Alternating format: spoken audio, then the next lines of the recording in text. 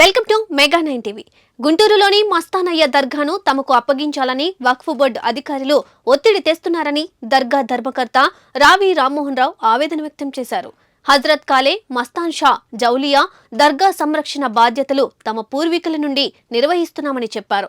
దర్గా వక్ఫ్ పరిధిలోకి రాదని 1892లోనే మద్రాస్ కోర్టు తీర్పిచ్చిందన్నారు. 2000 సంవత్సరంలో గుంటూరు జిల్లా కోర్టు తన జడ్జిమెంట్లో మస్తానయ్య దర్గా వక్ఫ్ పరిధిలోకి రాదని చెప్పిందన్నారు. ఇప్పుడు ఏ విధంగా వక్ఫ్ బోర్డు సభ్యులు దర్గాను స్వాధీనం చేసుకోవాలని చూస్తున్నారో అర్థం కావడం లేదన్నారు. దర్గా వక్ఫ్ పరిధిలో ఉన్నట్లుగా తమకు వక్ఫ్ బోర్డు సభ్యులు కోర్టు ఆధారాలు చూపిస్తే ధర్మకర్తగా తప్పుకొని వారికి అప్పగించేందుకు అభ్యంతరం లేదని చెప్పారు.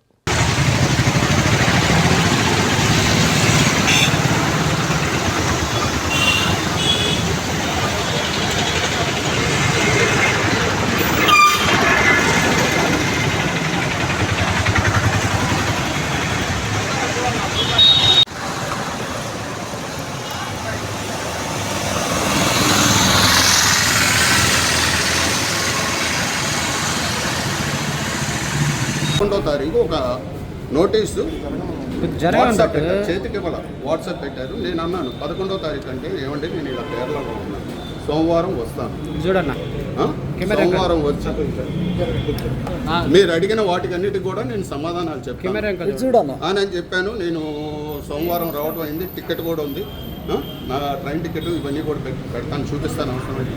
నాకు వాట్సాప్ వాళ్ళు పెట్టింది శుక్రవారం సాయంత్రం పెట్టారు 4కి.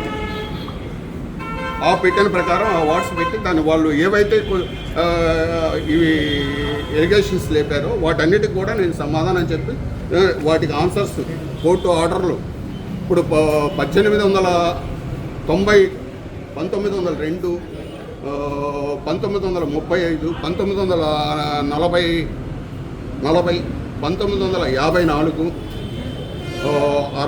65, 75, 85, 99, 2000లో జడ్జిమెంట్ క్లియర్ ఇవన్నీ ఉదాహరిస్తా.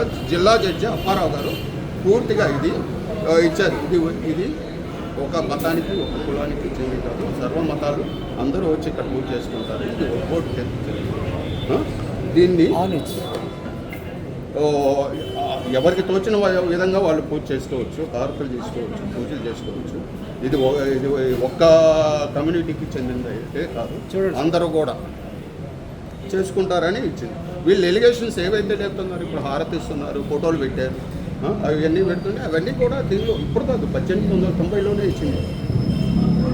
బాబా గారు కాలం చేసిన తర్వాతే అప్పట్లోనే వేశారు.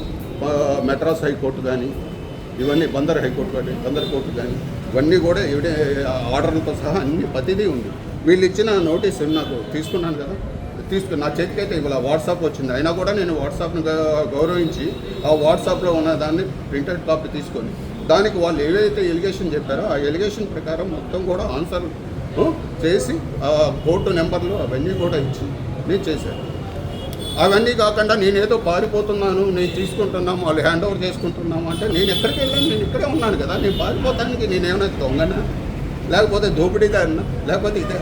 అంటే గ్రామంలో మీకు ఇప్పటికీ ఇది రాజకీయ ప్రాబల్యం చోటు చేసుకుందనేది మీకు అనుమానం ఏమైనా వ్యక్తం అవుతుందా? దీన్ని ఎలా భావిస్తున్నారంటే ఇప్పుడు విషయం ఏంటంటే వక్ బిల్ ఒకటి పాస్ అయింది.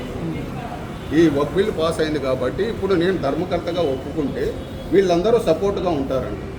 మీ మీద ఎవరు రాయకుండా మీరు మాకు రాసిచ్చి ఒక కాగితం ఒక చెప్తే మేమంతా మీకు సపోర్ట్ ఉంటామని చెప్పి ఈరోజు ఎమ్మెల్యే గారి సమక్షంలో జరిగింది. అది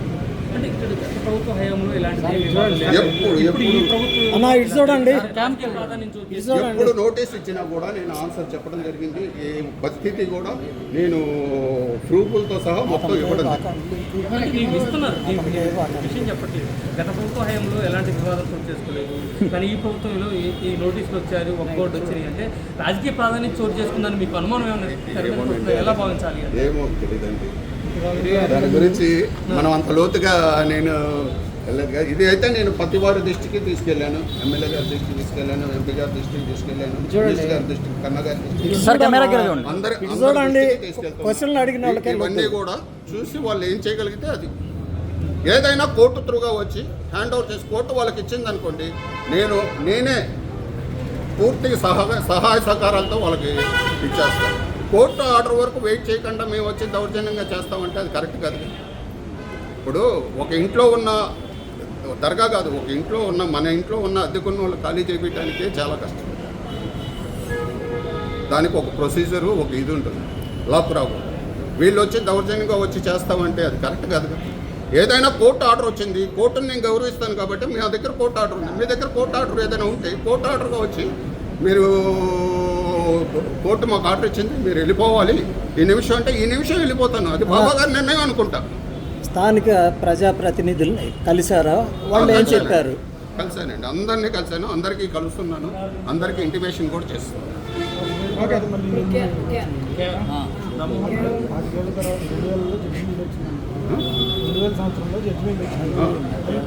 ఈ 2000 సంవత్సరంలో వచ్చిన జడ్జిమెంట్ నేను మొన్న ఒక 2018 వరకు నాకు తెలియక నేను వాళ్ళకి వర్క్ ట్యాక్స్ కట్టమంటే కట్టాను. అది చూపించుకుంటే దీనిలో క్లియర్ కట్గా రాస్తుంది, ఇది బావాజీ నాయుడు ఫ్యామిలీస్ చెందింది, వర్క్ చెందిన ఇది కాదు అని మీరు ఎందుకు కడుతున్నారంటే నేను అదే వాళ్ళకి క్వశ్చన్ చేసి ఈ జడ్జిమెంట్ కాపీ కూడా వాళ్ళకి జడ్జ్ చేశాను. వీళ్ళు 2000 సంవత్సరంలో వచ్చిన జడ్జిమెంట్కి ఇంతవరకు అప్పీల్ వెళ్ళా, 25 సంవత్సరాలు అయింది. ఈ రోజు వరకు కూడా వాళ్ళు అప్పీల్ వెళ్ళా. వాళ్ళకు నెక్స్ట్గా వచ్చిన దాన్ని అప్పీల్ వెళ్ళి వాళ్ళు ఏదైనా చేస్తే దానికి కింద కోర్టు కాదు పై కోర్టు అయినా సమాధానం చెప్పారు. వక్ఫ్ బోర్డు ట్యాక్స్ ఏదైనా కట్టాలి అని అడిగితే వక్ఫ్ బోర్డు అధికారులు మీకు కట్టేందుకు సిద్ధంగా ఉన్నారా? ఎలా భావించాలి కట్టాలి? వర్క్ ట్యాక్స్ కట్టాలంటే నేను మంచిగా అడిగితే నేను కడతానండి. నేను ఆల్రెడీ 2020 వరకు కట్టాను. నేను ఈ జడ్జిమెంట్ చూశాను. ఒక జడ్జి గారు చూసి చదివిస్తే అసలు ఏంటి మీరు పిచ్చోళ్ళు ఉన్నారు, అసలు మీరు ఎందుకు ఒకే చెందదు ఇది, మీరు ఎలా కడుతున్నారు అంటే నేను 2020 నుండి ఆపాను, 20 నుండి ఆపాను. ఈ 4 ఏళ్ళు కోవిడ్ టైము ఇది ఈ వక్ఫ్ ఈ 4 ఏళ్ళే నేను ఆపింది. దాన్ని ఒక భూతంగా చూసి 9 లక్షలు బాకీ ఉన్నాడు, అందుకనే పారిపోతున్నాడు, మేము వస్తున్నాం అని చెప్పడం కరెక్ట్ కాదు.